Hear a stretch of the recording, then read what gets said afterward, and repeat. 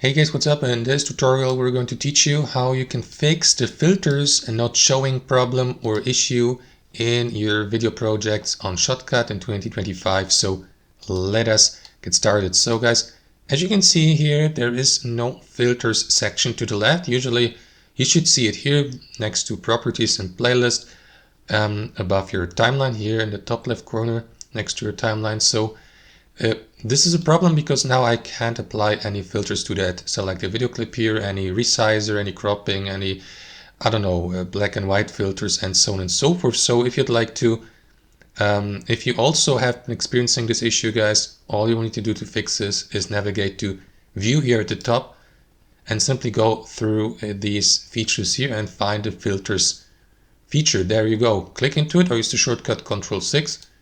And there you go. As you can see, it has been added back to your sections here. So you may navigate it, for example, change its position, or make it disappear again by pressing Ctrl+6 and again. And that's how it works, guys. Thanks for watching and have a fantastic day.